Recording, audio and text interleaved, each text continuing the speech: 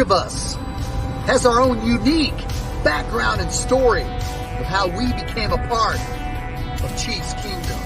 Our reach is far and wide with fans all over the world cheering on our Kansas City Chiefs. Everyone donning the red and gold has figuratively signed that mutual agreement and come together for one common purpose.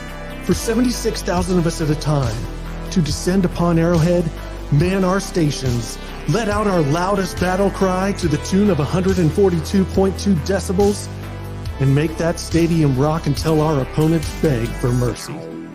We are unrelenting in our pride for this city, these players, and this team. This is the show for the Allies, Arrowhead Allies.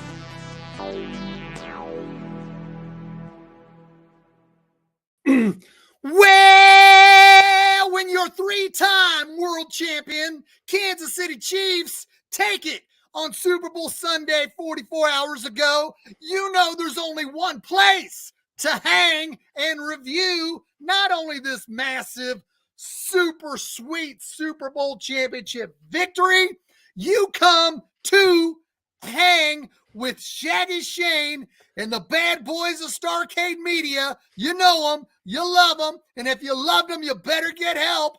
My man, Clint Schweitzer, my brother, Noah Groniger, we are here, and we are here to tell you what we think about your three-time world champion Kansas City Chiefs. Now, we know people might be saying, hold on, Shaggy, MJ Acosta Ruiz ain't having it on Total Access. She spent the last 2 minutes of Total Access Monday saying the Chiefs fans need to get over being critical of her being picking against the Chiefs, against the Bengals and the Eagles. Well, that's too bad, MJ Acosta. We're coming for you because when you put it on the line, you put it on the line. We're here and we're ready to bring it. Come on, baby. Join us. Arrowhead Allies, what you say, Brother Clint? I'll tell you this, gentlemen, it's with a tear in my eye that I say this is the greatest sports moment of my life. Because if you want to walk around in this world and say you're number one, there's only one title that says you're number one, and it's resting on the shelf behind my brother Noah Groniger right there in his podcast studio in Starcade Studios. What do you say, my friend, my mentor, my friend to yours, my friend to tears? Noah, what do you feel right now, my friend? Vindication for a legacy and a dynasty in the making right here. We've got Patrick Mahomes, Andy Reid on the mountaintop. They have reached the summit when everyone said they're retooling. They're not ready for this. They lost Tyreek Hill. I was even saying, come on, we lost Tyreek Hill. How is this possible with all these rookies? They made it happen. My hat's off. If my headphones weren't resting on it, I would take my hat off to the coaching staff for developing these young rookies on the defensive side of the ball and the offensive side of the ball. I mean, just the offensive line, I got to give them their flowers, and we're going to get into that a little bit later. But, man, Patrick Mahomes versus everyone else, oh, it feels good to be the man.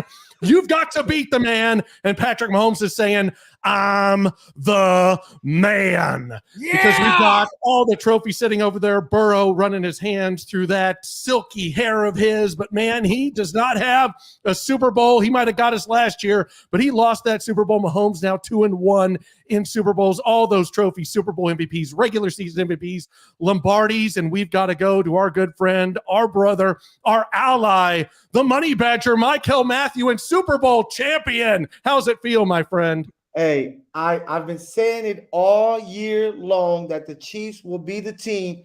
When you have the best coach, you have the best quarterback in the NFL, you should be the winner, and that team deserved every bit of it.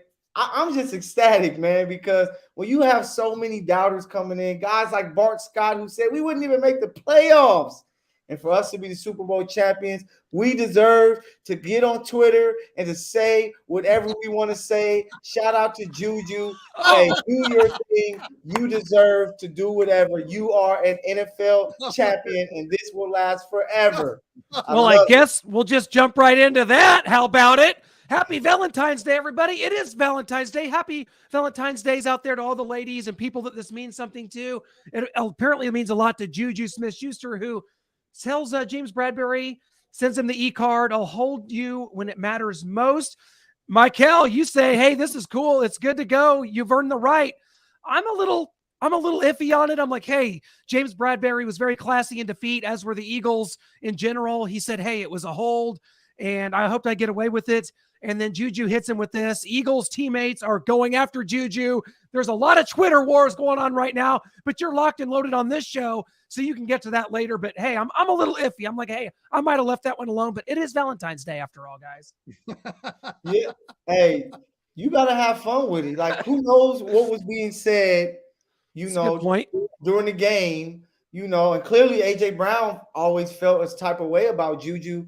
And you're a champion. You can say anything you want to say until someone comes and defeat you, man. So shout out to Juju, who had a close to 1,000-yard season. He had a big second half for a Chiefs. There was a few drives there where he was a guy who made big catches to help get us down the field. So Juju, be you. Enjoy this moment because you're Super Bowl champion. Some guys never get back to it. Aaron Rodgers, to win another one. So you got to enjoy this. And he's doing exactly that. And we're just in the age of Twitter. So everybody goes to Twitter. And he had a little joke. And he didn't dance all season. Like, he didn't do any TikToks before the season. So he was holding back. So he said, damn it, Twitter, you're going to have this. And I enjoyed it. Well, like Clint said, it's Valentine's Day. Juju's in the spirit. I'm in the spirit as well.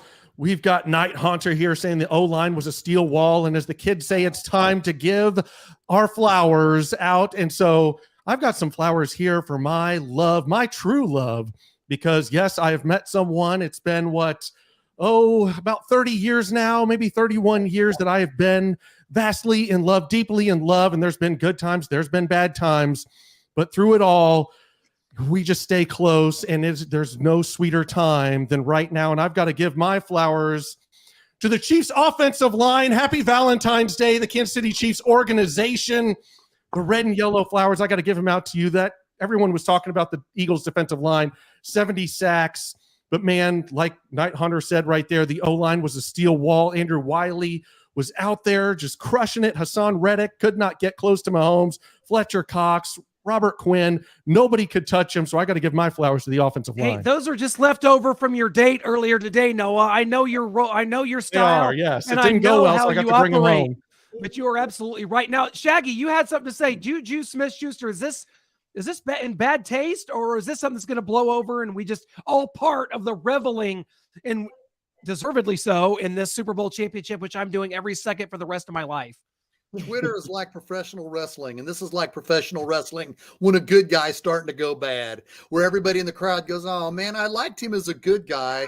Now he's being kind of like a bad guy, and that's too bad. It sounds like he's starting to turn heel. Specifically to Juju Smith-Schuster, we knew that before we signed him to that one-year contract, because 2 years ago, before the Chiefs played the Steelers played the Bengals on a Monday night, and we needed the bad Bengals team to upset the Steelers so we could jump ahead of them. Juju Smith-Schuster went out on the Bengals 50-yard line and did a TikTok video dancing around on the Bengals emblem. I'm 53, and I look at Twitter as a vessel of negativity, except for information I want to get for football and Kiss and other. It just seems like everybody wants to call each other out. Mecole, you're what, 27, 28? No, I wish. I'm 33. Okay, so you look at you're around the NBA a lot. You are right there with the NBA. When you see this on Twitter, help us out, because we don't have an NBA team. When you look at this trash talk on Twitter, how do you relate to this? Should Chiefs Kingdom be upset about this Twitter war between, or this Juju stepping heel on this tweet? How do you look at it? How should Chiefs Kingdom look at it, Mecole? I just think, like, if he would have did this before the Super Bowl, you like, come on, you don't want to give them no, clipboard material. You want to kind of like, stay status quo and keep it low key. But after you win, you have fun, because you're not going to be playing football anytime soon. So you don't go too crazy. You don't want him calling out everybody. But he just posted a little thing. It could have been blown over. But what made it worse was AJ Brown coming at him and just all of the Eagles because they did lose the game, so they have something to say. So it's just fun. I'm pretty sure everybody knows Juju. Like, Juju is a Southern California guy. He went to Long Beach Poly. He went to USC. He's always been a fun guy. The Chiefs kind of said, hey, we don't want all that dancing this year. Just come out here and work. And he did his job. So if he wants to have a little fun, man, I'll take it. It's going to be bulletin board material. So I believe the Chiefs play the Eagles next year. So the Eagles are going to be ready to go. But by that time, we're still going to be defending champions. So it doesn't even matter. So Juju, have fun. Enjoy. You are an NFL champion. A lot of guys don't achieve that, so you have to enjoy it. Yeah, Noah, to you here, because I wanted to get a little more of your take here, and I want to relate it to something that you're going to really relate to. Shane brought up professional wrestling, and I want to know, when Kevin Nash ended Goldberg's streak at Starrcade 98, we don't talk about the fact that Scott Hall shocked Goldberg with a cattle prong to lead to that jackknife powerbomb that led to the world title. We talk about Kevin Nash breaking the streak, winning the title, man. Absolutely. And this is kind of the same thing here. I mean, I don't think anyone's going to be talking about this moving forward. I mean, like no one mentioned Scott Hall, though I remember that vividly because I was just happy that Scott Hall was back in wrestling. He was seen and taken down Goldberg, and finally we could get that pesky streak over. I was tired of Goldberg running through everyone. I'm not tired of the Chiefs running through everyone. Right. No. Man, like I said, this is just going to blow over here in a month. Maybe not for the Eagles, like Mike Hill said. We play them next year. Could be in the opening night, Thursday night game to kick off the season. The Super Bowl champ always gets that. So the Chiefs will be there. Who's it going to be? Will it be the Bengals, the Bills? Will it be the Eagles? Could it be the Dolphins? Who's it going to be? Who's going to be the other team to face the Chiefs when they drop that banner for their third Super Bowl championship? Yeah, guys, it's time to revel in the occasion. I think that's what everyone's been doing the last 44 hours. And it almost seems surreal as a Chiefs fan that this has happened. And you watch The Dark Knight, and Batman said it himself. You either die a hero or you live long enough to see yourself become the villain. And we are living that moment right now. And it is a glorious feeling. It is Hulk Hogan dropping the leg on the Macho Man Randy Savage. Whose side is he on? Oh my God. Yes. This is the world we live in now, guys. I never thought I'd live to see it. I thought someday I might see a Super Bowl, maybe one, and I would just have to live with that and live in that moment forever. But we're living in what you could almost refer to as a mini dynasty here. I know that's a word we don't like to bring up a lot because there's a lot of layers to that. But 2 Super Bowls in 4 years, Mahomes doing what he's done, 2 MVPs, 2 Super Bowl MVPs. Mecole, this is something to be remembered forever. Mm-hmm. Patrick Mahomes has put his stamp on this league. If he plays like Alex Smith for the rest of his career, he's still a first ballot Hall of Famer and still one of the greatest to ever do it. If he's just Alex Smith for the next 10 years.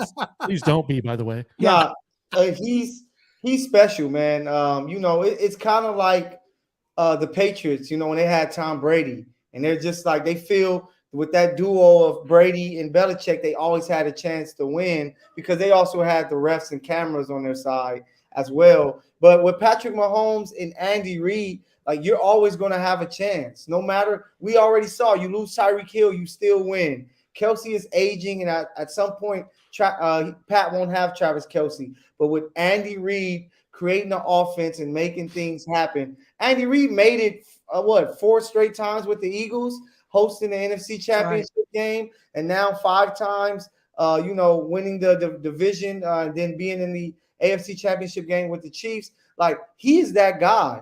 Like, he is that guy as a head coach. Yeah. He is that guy as an offensive mind. And the Chiefs are going to have to be reckoned with for the next 10 to 15 years, as long as Patrick Mahomes is healthy and Andy Reid is running the show. So, man, I think they are a dynasty. Especially in today, how free agency really works and how the game is played. Like, they are the blueprint that everybody is trying to follow. And, it's our time to give them their love and praise and say that they are a dynasty team and they just got to keep it going. Yeah, and I want to go to some of the comments here. We got Dakota Wolf coming in. Do you think the last flag was a good call, or do you think it was not a hold on Juju and a bad call? At first, I was kind of with Greg Olson from the angles they were showing. I was like, that's not a hold. And then Mike Pereira chimed in. They showed the right hand grabbing and pulling the jersey away, although Skip still can't see it. I don't know how. I think he's choosing not to see it, but that was a tug on the jersey. And so I think it was a good call. No matter what time of the game, you got to call call it a penalty if it's a penalty. And they missed one earlier in the game. Bradbury on Juju again on a third down, where Bradbury grabbed Juju's left arm and it kind of spun behind his back and he couldn't reach out for it. So I think it was definitely a good call. I want to expand on this. Please give me the floor. Yes. The 2000, let's go and hear me out. 2018 NFC Championship game. We know what happened with the Saints. They're trying to drive for a game-winning score. They throw the pass, obvious pass interference.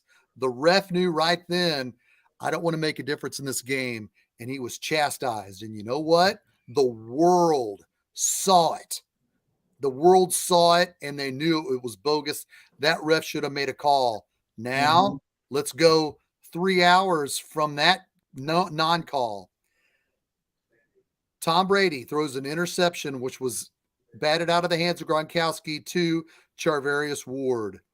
Nobody saw D Ford's arm hanging over the line of scrimmage, but one guy, side judge. Belichick wasn't going up and down the sidelines going, hey, look at him.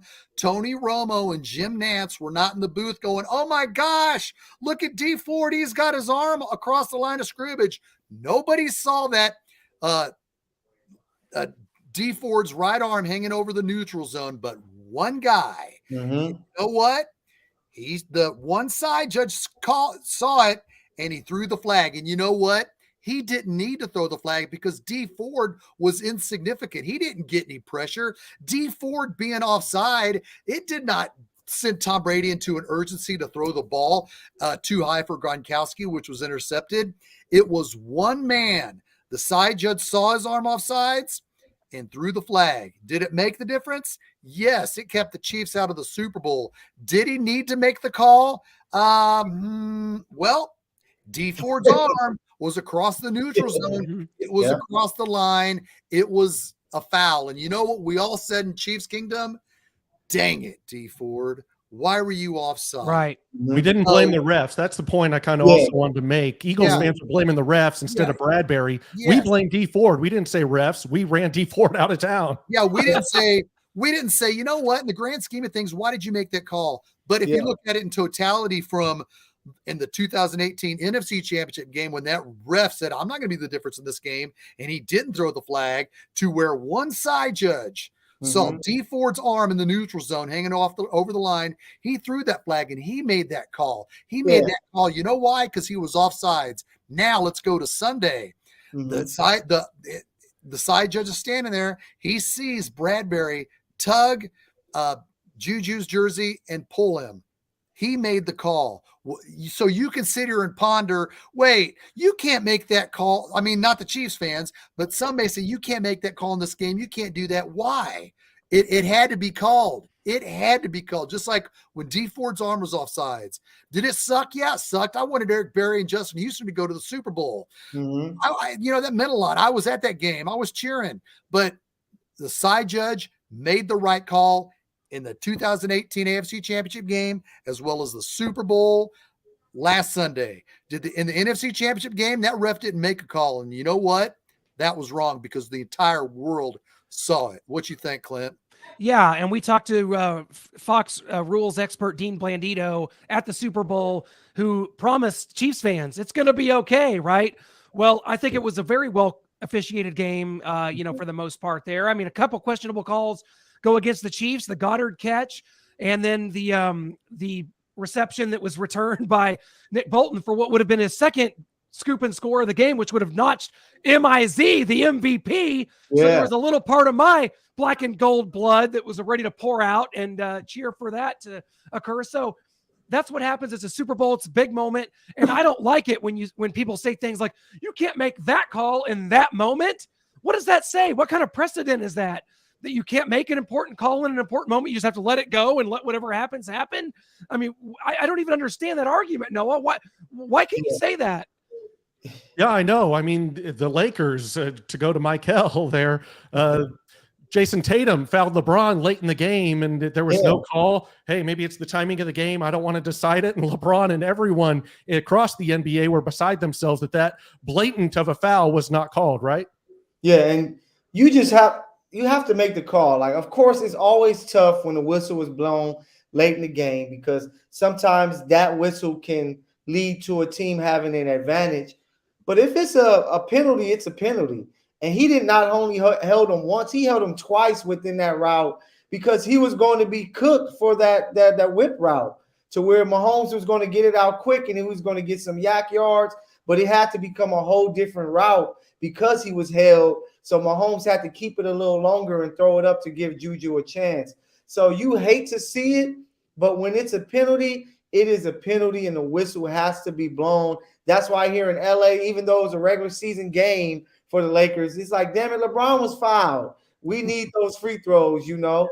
And Harrison Butker still had a chance to miss a field goal. You know, he missed earlier in the game, so he still had to line up and knock down a kick. So the Chiefs just drove the entire game. Right. And that Second penalty half needed to be called because it was clearly a penalty. How bad would have Chiefs fans would have felt if Butker gets a field goal kick, he misses because it's longer and the Eagles go down and kick a field goal? The Chiefs fans would have been upset and everybody would have went to that call saying, why didn't they blow the whistle on this hold? So it was a good call. It was a call that they would have made in the first, second, third. So you have to make it in the fourth quarter. And, you know, it sucks that Bradbury was in that position, but he even said it. Like, yeah, I thought I could get away with it, but sometimes you can, sometimes you can't. And it was a tough time for that whistle to be called for the Eagles. Yeah, and I mean, as Mitch said best, I mean, we've got the doubters, the disrespecters, the ones that dislike us. And so I think we need to go back all the way to 2017, 2018, and before this season to see how many doubters we've had along the way. My gosh, you got a quarterback. I'm amazed at what goes on with Alex Smith, getting ousted in San Fran by Colin Kaepernick and now ousted by Pat Mahomes, a guy who has done nothing. Now, could you imagine? And you know, listen, he's going to struggle. Pat Mahomes did not play his rookie year, barely at all. There is no chance on God's green earth he comes in next year and lights it up. He is going to struggle, and there's something amazing to me about the fact that you have a Chief team that can win now, that you're going to go now to a young quarterback. Let's go to Mahomes with Kansas City. Now, why you trade up to get him to wait on him? Like, if he's that good, you went over Deshaun Watson. You traded up, but I still got to wait on the cookies. The cookies ain't ready yet. I don't believe in the system, the passing system that they have in the Big 12. Guys have not been successful with that transition to the NFL. Yep. So Patrick Mahomes, I don't like it. I do not like this pick. I mean, it's 2 years away. 2 years away, and you paid him $5-6 million a year for 2 years away. And you're that close, and you can certainly fill holes to put you over the top. Why are you drafting a quarterback? Why are you trading up to draft a quarterback that doesn't just have bad footwork, has no footwork? Well, this is a repeat statement that I've said, but I said that I don't believe that the Chiefs are going to make the playoffs. I said it to Mecole Hardman. Listen, you can't be one-sided. Within their division, they're the only team that is front-loaded on the offensive side of the ball. Every team has closed the gap. You look at the discrepancy in quarterbacks. You can't say Russell Wilson's that far from Patrick Mahomes. You can't say Justin Herbert's that far. But when you look at comparing the defenses, the other defense in this league is miles ahead of the Kansas City Chiefs. It's more than just about the quarterback. I think the Chiefs defense, they have to go up against some formidable offenses in their division this year. I mean, they have by far and away the most challenging schedule in the NFL this season. And some teams just don't make it. And we could be having a graphic in March next year of Chiefs losing games by 7 games by 5 collective points or something ridiculous like that, 7 points. Like that could really happen to them, and that's okay. And that just might be the reason why they're not making the playoffs. Their division is impossible. And it just so happens that I think this might go down for the Kansas City Chiefs. We told him to stick it. So we told him to stick it. Super Bowl 57 champions, take all that doubt and shove it you know where. Wait, I'm not a mathematician, but I don't think you can lose 7 games by 5 points combined, right? I don't know. I'll add that up real quick. See, the issue with everybody making these terrible predictions when it came to the Chiefs, first of all, they underestimated the talent of Patrick Mahomes. If you looked at those Texas Tech roster, the fact he was able to win so many games in the Big 12 was amazing because he was just that special of a guy. And the thing that people didn't talk about before this game, the Super Bowl game, and what they always overlook, the Chiefs coaching is so underrated. Like, they literally have the best offensive guy in the league, with Eric Bieniemy also helping him out. Now you have a former head coach who took a team to the playoffs, and Matt Nagy there. And then that dude Spags, like, he has won some Super Bowls. Like, his defenses always find a way to make it happen and get hot. And people just seem to just forget that. Like, they just like, oh man, like the coaches are just going to forget how to coach and all of that. Like, forget the talent. You know, the Chiefs are always going to get talent. Shout out to Brett Veach, who always does a hell of a job. But that coaching is what gives you an edge. You know, Belichick, why do we always give him praise and love? Because coaching matters. And it matters every year for the Chiefs. That's why they always smack the Chargers. They smack the Broncos and Raiders, because their coaching is just clearly better. And then you have a quarterback who showed everybody he is the second coming of the GOAT. And that's why the Chiefs are going to have to be reckoned with. All these years of tears and dealing with the pain of losing late season games with Alex Smith, Brody Croyle, Damian Heward, Trent Green. It is time for the NFL to pay. And his name is Patrick Mahomes, and his name is Andy Reid, who's going to give people problems for the next 10 years. Heck yeah. Well, guys, I'll tell you this. You know, we talked about some of the teams. We looked at this, heard that the division's impossible, right? Well, good news for the Raiders, for the Broncos, for the Chargers. If there's any fans of them here in the stream, we want to say hello and welcome. Your day is coming. Your time is coming up, because it's almost springtime, which means it's time to start predicting Chargers 2023 AFC West champs. It's time to start predicting Russell Wilson and Sean Payton, a match made in heaven. They're going straight to the top. Your time's on the way. It's what I always said about Nebraska football, Notre Dame, Tennessee. Those programs live for the spring, when 80,000 people fill their stadiums on a random weekend in April to proclaim them the next big thing. The same goes for the rest of the American Football Conference, specifically the Raiders, Chargers, and Broncos, when all you're really going to be doing is kissing Noah's ring finger. And the crazy part is, this was a retooling season for the Chiefs. You know, now they're going to go in with a little bit of cap space to make some moves. We have 11 to 13 draft picks. Like, it is going to get uglier and uglier for everybody in the AFC West and for the AFC. So, hey, Pat, I thought we would never see anybody make as many Super Bowls as Tom Brady. Damn it, the Chiefs might just have a chance within the next, 7 to 10 years. So look out, NFL. Yeah, and I mean, we've talked about Patrick Mahomes and just kind of everything that he's done, and we just got to go back to these numbers. First half versus second half in this Super Bowl, I mean, he was just a beast in that second half. Offensive points, 24, completion percentage, 92.9%, only had one missed completion because it was a throwaway, 126 total yards, 2 passing touchdowns, passer rating of 133.9. His other Super Bowls haven't been that impressive numbers-wise. 2 touchdowns, 4 interceptions until this. Now he's at 5 touchdowns, 4 interceptions. Where does he rank in the playoffs? First in just everything. That's all that he's done, just first in everything. Trailing by 10-plus points in the second half Super Bowl history. Tom Brady, 2-1. Patrick Mahomes, 2-1. The rest of the quarterbacks in the National Football League that have played in the Super Bowl trailing 10 in the second half, 0-45. Just no big deal. And what about just the playoffs altogether, trailing by 10-plus point comebacks here? Tom Brady has 6. Mahomes already has 4 and only 14 starts. John Elway, 3. Russell Wilson, 3. And I don't know if Russell Wilson's ever going to make the playoffs again to get back, try and tie Mahomes there. I don't think that's going to happen. He might make it next year. 9-8. No, Michael, you tried to say the Raiders were going to make it. Now the Broncos. I'm not going to let you do it. Trailing by 10-plus in a career. My God, this man's almost at 60%, and the next Tom Brady at 38 and Joe Montana at 37. If anybody's an alien, it's not Mr. January, Josh Allen. It is one Patrick LeVon Mahomes. Shane will. We've got Mahomes versus Brady here. Career comparison so far: 5 seasons, every single season, 100% of the time he's been in the conference championship game at home. 60% of the years in the Super Bowl, 60% he has won. And years as a champion, 40%. I mean, the numbers are just astronomical. He's ahead of the curve where Tom Brady was at this point.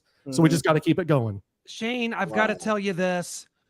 every single thing that the Chiefs have done in this era, in this 5-year run, has gone against the grain, has bucked the trends, has gone against every stat known to man. Guys, Patrick Mahomes in 2019 playoffs is the first Big 12 quarterback to ever win a playoff game. It had never happened before. The previous 9 MVPs that played in the Super Bowl lost. The previous 8 teams that won the damn coin toss lost the Super Bowl. All the Chiefs have done over the last 5 years is buck the trends, go against and I think that's why they get so much hate. You got guys that are stuck, that are dinosaurs out there, the Herm Edwards of the world, that can't fathom, Skip Bayless, that can't fathom that you could win with this type of quarterback, with this type of offense, with this freak show video game that the Chiefs are, and people rebel against it. It's not your typical Tom Brady, Ben Roethlisberger sitting back in the pocket, going through the reads and making the right decisions. This is the new age. This is the new world order in the National Football League, and it's right here in Kansas City. It's unorthodox. The Chiefs have, like I said, Shane, bucked every trend. Defensive rankings, you want to look at Tom Brady's defenses, how many times he won a Super Bowl with a top 10 defense. The Chiefs have never done it, and they've got 2 Super Bowls in the last 4 years, damn it. You know what? Man, you guys both hit the nail. Thank you, Noah, for finding those stats. And Clint, thank you for that heartfelt sentiment about the Chiefs and where I think it's going to lead. And I know we're going to do a free agent freakout frenzy show in 4 weeks, just before free agency begins. And I'm looking forward to doing that with you.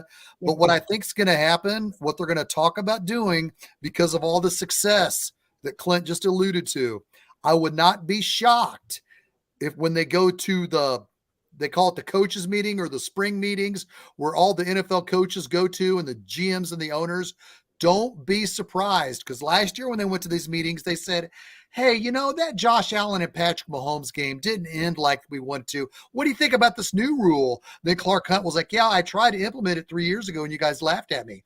But no, I think what they're going to implement, here's my point, what they're going to try to implement when they go to this coaches meeting in Florida in 3 weeks, they're going to try to implement NFC and AFC championship games being played on a neutral site because of the success of the Kansas City Chiefs. We're going against the grain, as Clint alluded to. We're seeing things that aren't supposed to happen, as Clint alluded to. We're seeing things in the stats that Noah brought up that isn't going to be successful. The NFL knows, or they think they know, man, we can't keep having these AFC championship games in Kansas City. It's not going to be fair. Patrick Mahomes is only 27. So don't be shocked when the owners meeting takes place in 3 weeks down in Florida. They sit down and they start talking seriously about having the NFC and the AFC championship conference games at a neutral site. You heard it here first. What do you think, Mecole? Yeah, I think it's going to be discussed. They didn't have the opportunity to see it. They were hoping to get the Chiefs bill so they can see how it works and see how much money they would have been able to make. So the NFL could say, maybe this might be something we need to keep going. But I believe it's going to be something that will be discussed. But you can't deny greatness. You can't deny greatness. You look at the NBA year after year, LeBron James was making it to the finals. There was nothing that you can do. You just had to have better teams beat him, which some of the teams were able to do. But you just have greatness with Patrick Mahomes. All you can do is hope that some team can take care of business and outplay the Chiefs, which the Bengals were able to do last year, and Tom Brady and the Buccaneers were able to do the year before. But you just can't deny greatness. I'm pretty sure in the 80s when it came to the Niners always winning, like people had problems with it. They're going to make some tweaks here and there to try to make it easier for everybody. But this is the era of Patrick Mahomes. The games are meant for him. The reason why he can come back from 10 points so many times, because football is played so fast. Like, teams aren't really out there to let's tote the ball and dominate these guys that way, have some big uglies up front and truly keep this guy off the field. People do want to pass and do the jet sweeps and all of these things, which can lead to some 3 and outs and to some shorter drives, which is going to give a guy like Patrick Mahomes all the time that he needs to make a comeback. And then once again, Spags is a key to make sure that the defense always makes the right adjustments to make whatever plays they need to. And then, Andy and his offense take over. You just got to deal with Patrick Mahomes, and guys got to hope to beat him. Amen. Yeah, I love that. And we're getting a lot of comments coming in here, guys. I'm with Frank Weeks. He says, just keep it in KC. Let's just. Yeah, I love that. KC's there. No, let's just put the exchange in Kansas City every it year. sure Let's would do never that. be in Buffalo or Cincinnati or anywhere else. I guess just in Kansas City, I guess. So permanently. Yeah, and we're also getting more requests for me to eat a healthy diet of crow all the way till the start of you training ate camp. the rest of that one. You already ate it. I do. I think I still have some here, but I don't know if I need to necessarily be eating it because I've still got a little bit. I know we're celebrating here, and I hate to do this, but it's just in my nature. I can't help it. I'm so sorry. I've got a little bit of a problem with Skyy Moore. Apparently, he was lined up wrong on the play where he caught the touchdown. Mahomes had to motion him over, and Clint and I were obviously at Super Bowl Radio Row. We got to talk to some of the players. I asked Skyy Moore what I thought was him not getting the play and not knowing what he's doing when Mecole Hardman got injured. He was throwing his hand up before that play to Pat, like, hey, what am I doing? So I asked about that, and apparently he didn't know that play either. So maybe Skyy needs to get in the playbook a little more. Let's go to the videotape. So I'm not lying here. You know I'm not lying. We actually messed up the formation a little bit, but we were able to still utilize the play, just to how the play worked. And I think y'all saw me look to the right first, then look back to the left because Skyy was probably supposed to be on the other side. But he was able to do the motion and get in the end zone. And so at the end of the day, touchdown, his first touchdown is going to be in the Super Bowl. So, I mean, that's going to be a memory he can have. So I was at the AFC Championship game, and on the play where Mecole went down, I saw you kind of throw your hand up back at Pat, and it looked like you guys kind of ran in the same vicinity. Was there any miscommunication on that play? Or? Yeah. We got to the huddle a little bit late, play clock running down. I knew we had to get the ball snapped, so I didn't. Everybody wasn't aware of the play, so I was trying to get the play. I was like, Pat, what's the play? What's the play? Play clock running down. He ended up having to snap the ball. So I tried to just get out the way that play. So just try to get out the way. Everybody wasn't sure of the play call. Are you sure it was everybody or just you, Skyy? It looked like you were the only one going, Pat, help! I don't know. I think he made up for the Super Bowl, right? Yeah, I like the fact that he got the play wrong because it just looked different, so that the Eagles couldn't say, "Hey, sit there. We know what's coming." So because of the slide, it's like when you play Madden and you try to use the same play on the guy, you can't keep using the same way. So what you do is you flip it and do the exact same play until they figure out that play. And it worked out for the Chiefs. You got to put some respect on his name. He made the big time punt return, Noah, and then he caught this touchdown. I'll work on that this offseason, Michael. I'll work on putting some respect on his name. We have a question here. Clint, I'm going to go to you with this. Do you think the extra time at halftime helped the Chiefs make adjustments for the second half? Thanks for the question, Renee Wade Kelly. My answer is yes, because I know it did. Andy Reid said as much in an interview with Peter King that he did in the locker room right after the game. They talked about Andy Reid said, if anybody wants to go watch Rihanna, go ahead, but just keep watching because you're not playing football in the second half. But I know Patrick Mahomes, Travis Kelce, the leaders stepped up in that locker room. And guys, let's face it, Patrick Mahomes, there was a moment of vulnerability there before half where the Chiefs are down 10. His head was on the trainer's shoulders, and it looked like this is not it. This isn't going to happen. My ankle's smashed. It's re-injured. We're down 10. We can't control the time of possession. The Eagles are just controlling this game. But that's what the greats do, and that's why he is an all-time great. He's John Wayne and the Cowboys, Shane. That's what he is. And that extra time not only gave him time to heal, but gave the team time to calm down. It was a very healing situation. And to me, Shane Williams, this was Andy Reid's Rembrandt. This was his Mona Lisa, his best moment, because I've long lived to be in a situation where the Chiefs control the clock, because in the last 5 minutes of that game, we were not playing the Eagles. You're playing the clock, and the Chiefs did it masterfully. We talked about the corn dog play and then the one to Skyy Moore. Those two plays are the reason the Chiefs won this game. That and the way they were able to milk that clock. You had people saying, hold on, Shaggy. Doesn't Jet McKinnon have to get in the end zone and give the Chiefs a 7-point lead? And I say, not so fast. You play the clock, and the Chiefs were able to do it. This was Andy Reid's best coach game of his career, and it's the reason the Chiefs are the Super Bowl champions and the reason that they're going to win many more, my friend. Amen, Clint. You nailed it when you came to me with this point saying Rihanna was singing.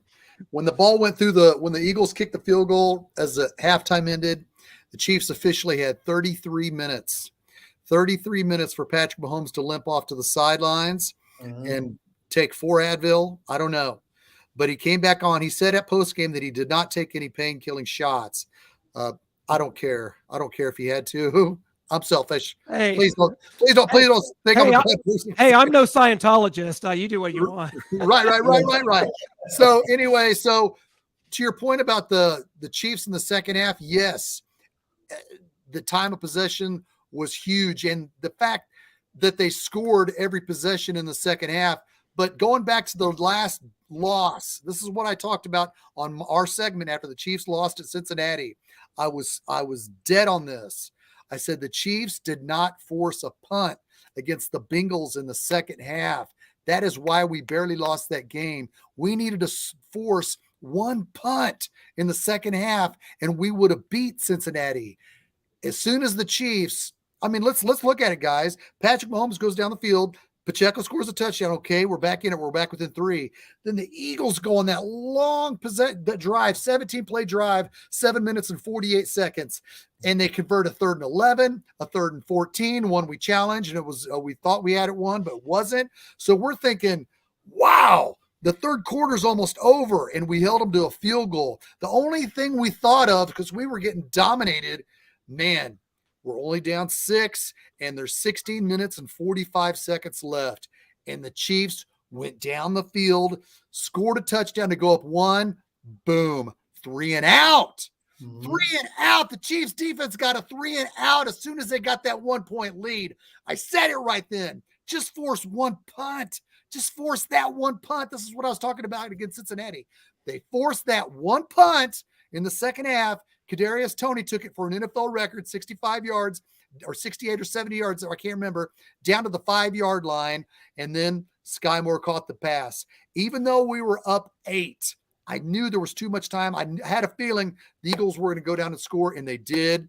And then the Chiefs, as I mentioned all week or last week, the Chiefs are battle-tested. They're used to these games. Yep. Held on to the ball, went down and kicked the field goal with 11 seconds. I love it. But the key was to force that punt, that one punt in the second half. Guys, had the Eagles got the ball back or the penalties not called or whatever the case, the Eagles the Chiefs score a touchdown instead of milking it out. Mecole, starting with you, then I want you to answer this too. Do the Philadelphia Eagles march down the field, and if they score, are they going for 2 to win that game? Nick Sirianni, they're doing it, aren't they? No, I think they possibly can tie the game. I don't know, because the defensive line would have been able to kind of put their ears back. I just mean if they scored, were they going for 2 to win it?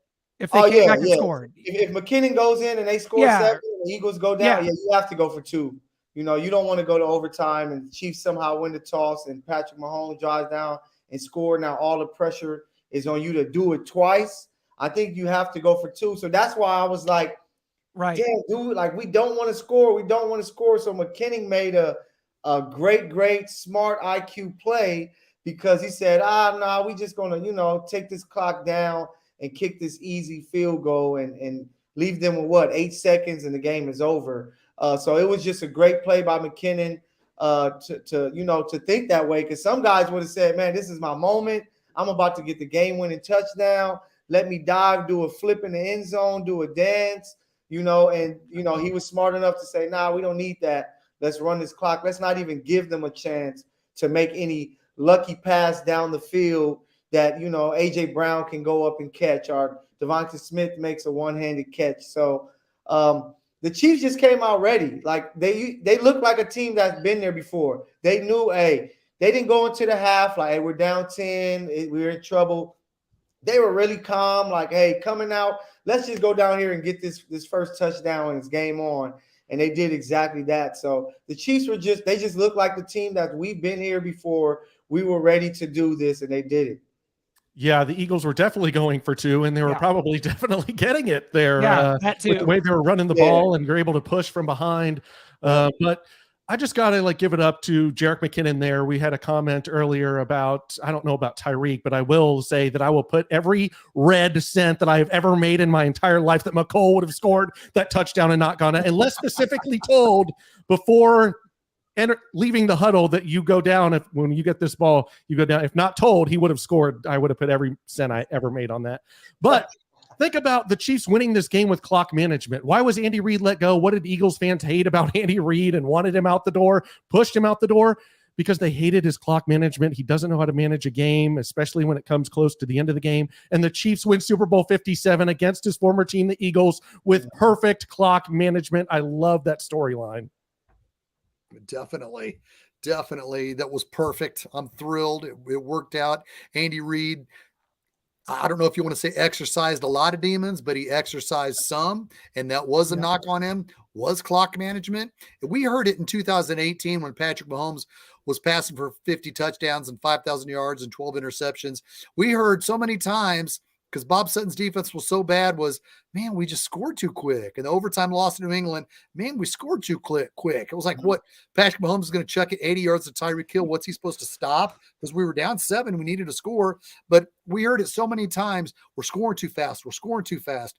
But in this specific game, Jerick McKinnon almost gets the game ball for doing the right thing, because he ran from the 10 and he stopped at the 1. Give him his flowers. He teased. Yes, those flowers definitely go to Jerick McKinnon. Amen, Noah. Yep. Man, guys, it's just been a tremendous season, like with all of us doing this show, Arrowhead Allies, all year. And to think that the journey that we've all come from, I mean, going back to, the Colts game where you guys were doing post game and I was coming out of it just distraught. And I was like, this is just what a disaster this is. Mecole, the Money Badger Matthew, told me, hey, this is just a blip on the radar. You know that these games happen and it'll be all water under the bridge. Well, Mecole, were you ever right? And I do want to bring up, you talked about Mecole Hardman. I don't know that there could ever be two opposite professional athletes as a Patrick Mahomes and a Mecole Hardman. I'm giving Mecole the benefit of the doubt here. Obviously, he was hurt. But just the thought that the Chiefs were in Phoenix winning a Super Bowl and McColl's running around talking about this pregnant girlfriend having a baby. And I'm watching it for the delivery room, guys. It's like, that's just the personification of his career in Kansas City. And so we do. Like in Rudy, you summed up your whole sorry career in one sentence. Yeah, the Vince Vaughn character and Rudy getting thrown down to the prep team. That was Mecole Hardman, and he has played his last game in Kansas City, and we wish him all the best. I don't think, just like I say, I don't claim the 1970 Super Bowl because, Super Bowl IV, I wasn't alive. I wasn't alive till 1984. So I think Mecole can claim 2020, but I don't think he can claim this. So I think Mecole Hardman is a one-time champion, and that's it. Don't do that. He's not. He made a big catch in the Bengals game. We needed that first down. And Skyy Moore did get him hurt. So believe me, I know that he had a part in, I know he helped Skyy throughout the season. Once Kadarius came, he was able to help him like, hey, you doing my stuff. So let me tell you, I believe that he was able to be that veteran to help those guys out. But think about it, Clint. Noah, our journey started at the draft last year in Vegas. That, we went up and got McDuffie, who was a great piece to have. We got Karlaftis to add to the pass rush.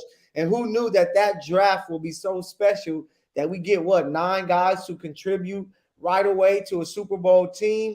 Like the Chiefs they won the draft, they won the offseason, and then they win the season. That's how you do it. I'm excited for this offseason so we can try to do back-to-back. Let's go. Which, we haven't been able to do yet. So I'm excited, baby. Absolutely. We've had comments in here asking, I see Clint, I see Noah, I see Mecole, and there's Shane. Where's Brian B. Shining? Where can we get our guy from Hot 103 Jams? Ladies and gentlemen, the fifth ally. You know him, you love him, Brian B. Shining, Super Bowl champion. What's up? Chiefs Kingdom. We did it, baby. Again. Hey. He's got the hat. He's got the hat already. Hey, got the hat. Glad to see my fellas, my allies in the building. I'm glad to be here. And I'm sorry I'm a little tardy to the party, but I was at another party. I just got through, doing an interview, a slight TikTok interview with Isaiah Pacheco, the world champion. Okay. Oh, man, great guy. I had a chance to meet his father too. Just a great spirit, humble dude, man. Yeah. I love that he's a part of this team. And what a performance he put on in Super Bowl 57. I got a lot to discuss, and I know you guys have been talking about it already, but I am on my way to go have a Valentine's Day dinner with my wife. So, hey, Much deserved, buddy. Pacheco's flowers, Brian. Pacheco gets his flowers here. Flowers, baby. But can I say a couple things real quick? Yes, absolutely. Take it away. Look, man, we got hell all week from these Eagles fans, and the Eagles fans weren't obnoxious. They were okay, but they kept talking about this vaunted Philly defense, right? And in the first half of the game, it kind of looked like that vaunted Philly defense was like, it kind of looked like it was giving us some issues a little bit. But if you take a closer look at it, fellas, and I know you did, the time of possession was just out of whack. If you notice during the game, they were dragging the play clock down every single play. They would snap the ball when literally it was at 0 seconds. So we knew what the game plan was. They're trying to shorten the game, keep Patrick off the field. At one point in that game, the offense hadn't been on the field in real time an hour and a half. Very long time. But be that as it may, the second half, Patrick Mahomes had one incomplete pass. A throwaway. And it was a throwaway. You didn't touch him. You didn't even breathe on his jersey. You didn't see what type of material the 1-5 is made out of that beautiful Chiefs Super Bowl jersey. You didn't get close to it, Fletcher Cox. You didn't get close to it, Hassan Reddick. You didn't get close to it, 91, Brandon Graham. All of you guys, none of them you did. And the offensive line, outstanding job by those guys, including Orlando Brown Jr., who had one gaffe. But we're talking about the Philly defense, right? He's allowed to have one gaffe, but for the most part, it was an A+ effort by the offensive line, and it's the reason why we won that Super Bowl. Yes. It's the biggest reason why we won it, fellas. I'm telling you. They talked all week about that D-line, and I had an argument with this guy about the Philly D-line versus our D-line, which one is better or whatever. And I gave Philly their respect, their just due, because they got a bunch of Teenage Mutant Ninja Turtles over there. They got a bunch of athletes, man, a bunch of freaks. Philadelphia is one of the most athletic teams in the NFL, fellas. We know this. And I gave him their just due. But he tried to act like it was blasphemy. Like I said, his mother was the devil when I tried to compare the Chiefs' defensive line to theirs. Are you kidding me right now? Who had the better game? Who had the better game in the Super Bowl? Who had the worst game? Let's ask this: the Philly offensive line or the Chiefs offensive line? I think we brought it in the trenches on both ends, on offense and defense, and there's a reason why Patrick Mahomes threw for less than 200 yards, still got the MVP, and still won the game, and still scored 38 points. Chiefs Kingdom, what we talking about? Brian, I'm just glad you were able to join us, man, to get in on the very end here of Arrowhead Allies, because you've been such an integral part of it all year long, and watching you on TikTok this week, quite frankly, fired me up and gave me the confidence I needed. I was confident in this. We all picked the Chiefs on Kingdom Kickoff, and it has come to fruition. You're a two-time champion of the world, my friend. How's it feeling? Dude, just to have you here, you got to give it up. We talked about this being Andy Reid's Rembrandt game. Do you agree this is Andy Reid's Picasso, his Mona Lisa, his finest moment? Andy Reid was Sunday. Please, can I please have this dance again? Please? I want it. You want it, please, because it was a masterpiece. There's no other way to describe it. I try to come up with something, but masterpiece is the perfect word. And no better plays than to point out the two plays that we scored touchdowns on with Skyy Moore and Kadarius Toney. Yeah. The coaching class that Andy Reid put on with Nick Sirianni and their defense. Because Chris Sims said it best. He said the Philly defense, they do a lot of things. They do too much. I finally found maybe I didn't find a parking spot. The Philly defense, they do too much. They do a lot of moving. They have a lot of responsibilities on each play. So when the Chiefs and Hank Stram, a.k.a. Andy Reid, puts those guys in motion, it messes up everything on their defense. They have to adjust on the fly so fast. And then when you do the whip motion, when he goes back, it totally the thing you want to do on defense is react. You never want to think on defense for the most part. You want to react. And that's what Andy Reid had made those guys do on those 2 plays alone. We're not even talking about all the other plays that Andy Reid crafted up, including I love the fact that we ran Ring Around the Rosie again, just to mush your face in the cake just a little bit more to the NFL. There's nothing you can do about it. We're going to do it, okay? I don't care how disrespectful you think it is. Okay, I found a parking spot. I got to parallel park this one. But look, God. But look, Good luck. The master class that Andy Reid put on, and Steve Spagnuolo and Spags, he put one on too, for the most part, because those guys were supposed to get eaten up by Jalen Hurts, and Jalen Hurts had a great game. Don't make no mistake about it. He had a great game as I parallel park. I'm getting there. I'm on the plaza, so you know how tight it is. But man, Andy Reid it was superb. The way that he was able to set up the O-line with the blocking. There was a couple of plays on defense too with Spags, going back to Spags, where the D-line was squeezed down. Like the ends were squeezed. And Jalen Hurts and those guys, they didn't have a hole to pick to run through. So they had to run on the outside, which made it so easy for Willie Gay and Nick Bolton. Yes. And Willie Gay and Nick Bolton deserved their flowers too. And I'll just end it on that. I'll let you all eat off that, because Willie Gay was on Jalen Hurts' ass the entire night. Well, before you go, Brian, I just got to do this because we started the season in Arizona with this, and we're ending the season in Arizona with this as champions. Chiefs are good. We might have to adjust the sign to say Chiefs are great, but my friend, it feels so good starting in Arizona, ending, and we are Super Bowl 57 champions. Dude, thanks for stopping in and enjoy tonight, my friend. Thank you, my brothers. Hey, appreciate y'all. Love. And tomorrow, it is time to party. I got a bottle of champagne that I bought for the 2019 Super Bowl that I will be popping on TikTok tomorrow at Brian B. Shining on TikTok, by the way. Live at the parade. Kansas City, it's party time, Chiefs Kingdom. Go Chiefs! Let's do it. Thank you, sir. Super Bowl champs. I'll let everybody. I'm going to tell you one thing, Tom Hood, and those that keep trying to bring me down and try to tell me that there's 3 championships. They're trying to bring you up. You're saying 2-time champion. They're like, listen, no, you're a 3-time champion. Listen, Tom Hood. Listen, everyone that comes in here trying to think they got one over on me. The Chiefs have 3. Yeah, you know what? I'm well aware of that. I had ESPN. I watched Steve Sable on NFL Films my whole damn life, Tom Hood. But guess what? I wasn't alive in 1970. I'm a 2-time world champion. So is Brian B. So is Mecole Matthews. So is Noah Groninger. Shane? I started the show saying we're 3-time world champions. So maybe Tom just joined late. No, I just because you know we are, but you were born in 1970. I was 1 week away from turning 2 months old when the Chiefs won Super Bowl 4. So technically, I just don't remember. So you know, you see what I'm saying? Like if you weren't alive for the championship, you didn't win the but the Chiefs have three. And someone did point it out: Chiefs 3, Broncos 3, Raiders 3, Chargers 0. Although they've won a lot of preseason titles, don't know if that counts in any of this or what. Tom was probably judging from our hairlines that we were born back then. So that's our true. fault. We love you. We love you, Mr. Hood. I'm just. We love you, Tom. Tom Hood's good people. Thank you, Tom. He is. Absolutely. He's been here all season long with us. We love Tom. Yeah, I get a little hyperbolic there when something goes against me. There, I gotta bring it up.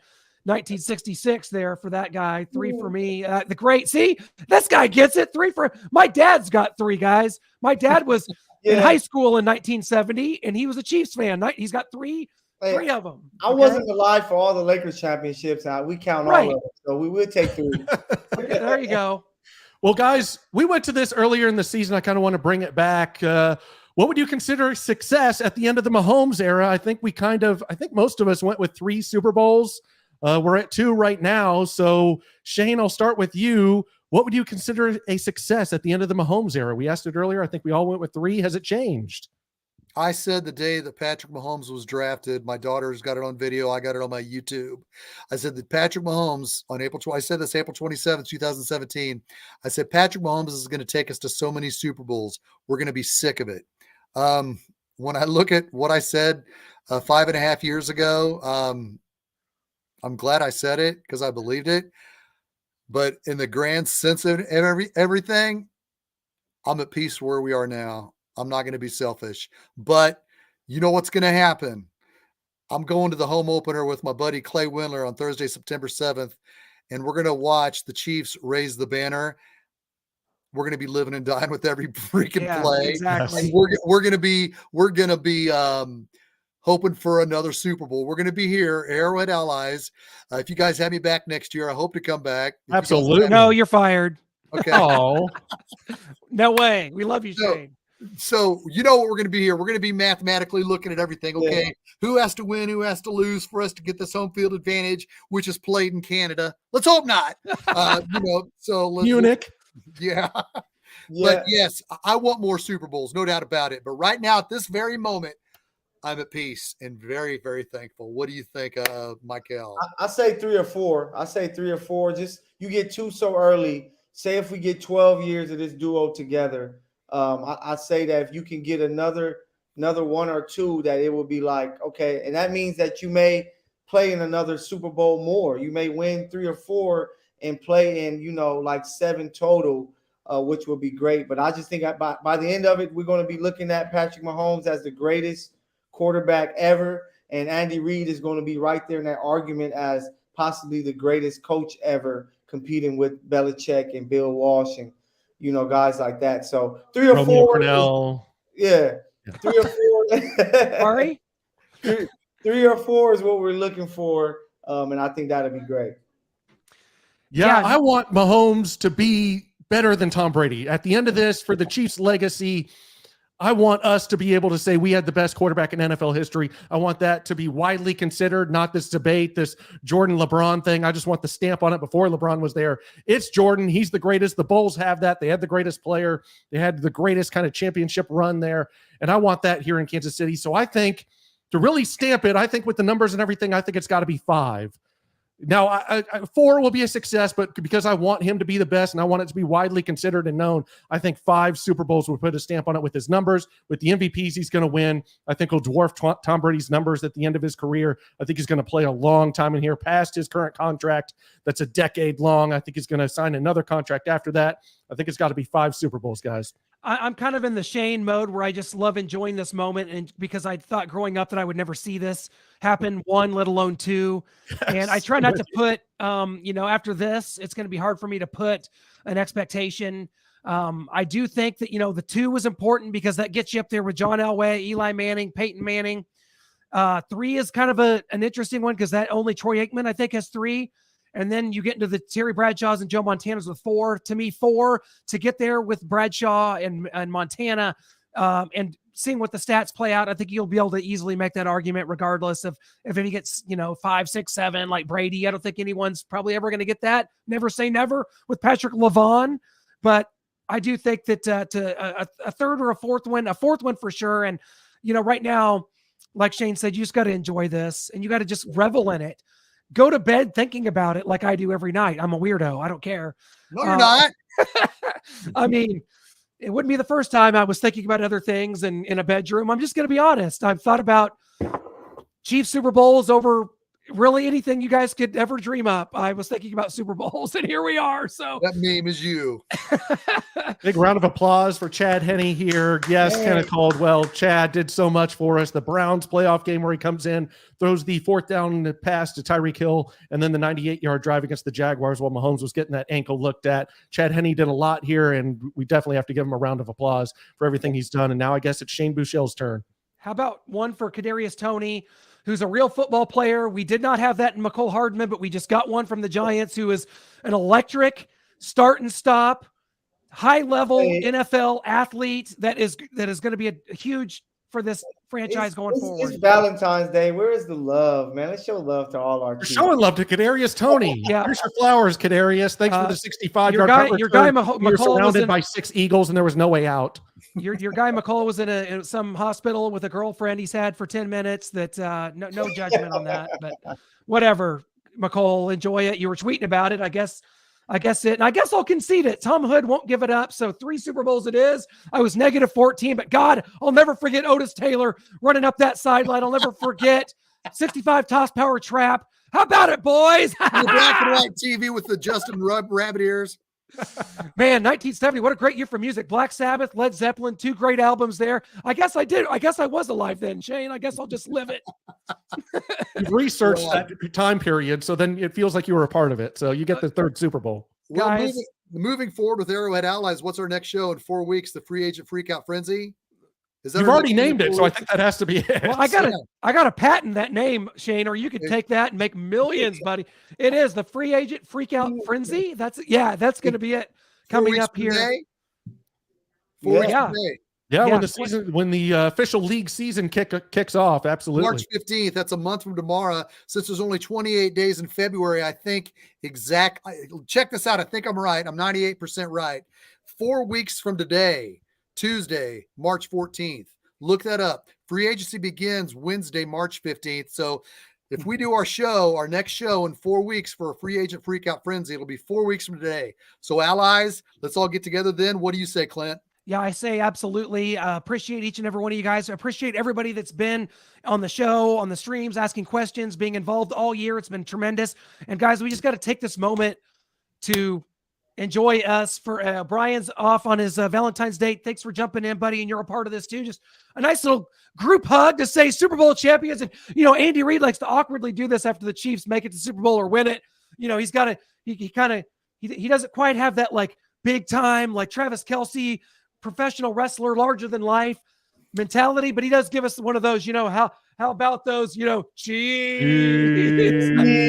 Thank you so much, guys. Super Bowl champions. World champions. Live it. World Love champions. it. See you in 4 weeks. Free Agent Freakout Frenzy. Go Chiefs.